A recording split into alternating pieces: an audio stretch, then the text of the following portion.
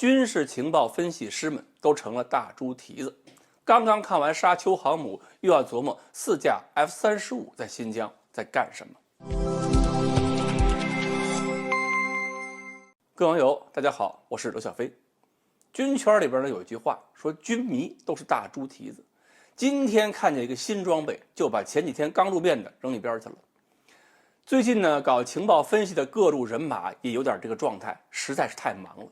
一会儿呢，看见沙漠里有施工，就判断出现了导弹发射井了；一会儿呢，关注了003的施工进度，就开始推测中国下一艘航母什么时候可以下水了；一会儿呢，看见官媒遮遮掩掩说某种大飞机要出现，还蒙着布，那么大家就在讲到底是轰6Z还是轰20。前几天呢，还有很多人在关注中国新的隐身战斗机，就是绿皮那个到底是不是叫歼35。然后再往前几天，又开始琢磨了中国沙漠靶场上的那个沙丘航母到底是拍戏的还是导弹的靶场。这两天一个最新的话题是，一个老名人又和新疆某地的卫星照片杠上了。这个老名人呢，就是在中国大陆军圈里边名声不算太光彩的平可夫。他的重要的一个成果就是他的刊物嘛，叫做《汉河防务》。他现在关注的新疆卫星照片出现了4架 F-35，当然新疆出现的 F-35肯定是模型，只不过这4个模型的摆放方式是有点特殊的。那么4个模型是摆放在一个奇特的场地上，围成了一个4方形，场地上还有8组黑色装置，每组2个，分布在一个正方形场地的4边和4角。每个模型的面前都有2个黑色装置，而这8组装置呢，有一个共同的指向，就是把那个连线连起来，都指向场地最中央一个黑点。平可夫的观点说，这个地方呢，可能是一个火箭军的靶场。火箭军靶场里放4架 F-35，大概就是火箭军要演练往某些岛国和岛屿送快递，向日本和美国证明我们有能力打掉他们的作战体系。这样的分析呢，听起来当然很提气，但是打击机场更重要的是打击机场的场道、管制、导航、油料设施。比如我要打击这个跑道，让跑道瘫痪，就应该是让若干批次弹药斜切跑道，让跑道和滑行道每段剩余长度都不到400米，这样对方的战斗机就没法起飞了。而且呢，不管是打场道、管制系统、导航系统还是油料设施，都不是真的打算让弹道导弹直接命中飞机，所以一般我们在模拟的时候都是模拟机场布局，而不是飞机的外形。也有人猜呢，这是测试导弹弹头对飞机的杀伤效果。不过看照片，这4架飞机的布置方式也不是测试杀伤半径的那种布置方式。因为如果你要测杀伤半径，一方面应该是让飞机模型在不同距离上接受测试，你摆成一圈距离都一样，这个测试就没有意义了。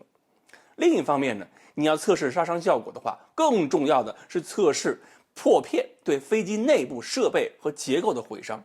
而这些模型呢，根本就不是真的 F-35，也不可能有那么逼真的设备和结构，所以这种杀伤的高度仿真，也就是看一看飞机的蒙皮会不会被破片打破。而且如果真是想看这个导弹爆炸之后战斗部破片的分布情况，用飞机模型都不是最好的，应该是使用靶板，在各个方向都布好靶板，统计不同方向、不同距离上破片的分布密度和穿透力，也真的用不着外形上仿真度这么高。最关键一点就是那8组黑色装置和布置位置到底发挥什么作用，是不是某种测试装置或者某种天线、某种发射装置，这一点平可夫可什么都没说。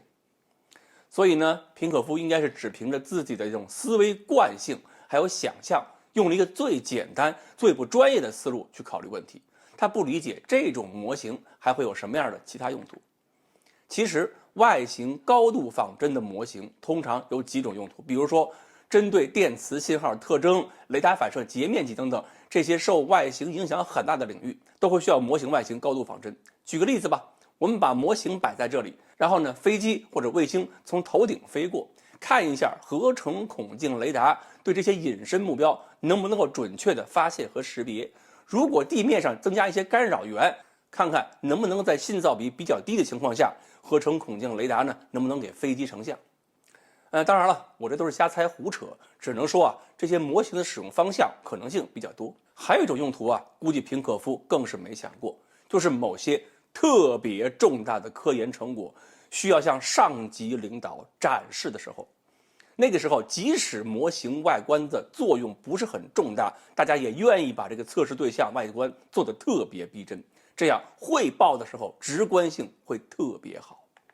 所以说，内行看门道。我虽然不算内行，但是至少平可夫的文章能让我发现他根本没有找到门道。好，关于汉和防务这位平可夫如何看待新疆这4架 F-35，他的观点靠不靠谱？今天呢，我们就聊到这里。欢迎大家继续关注我们的栏目，我们下期再说。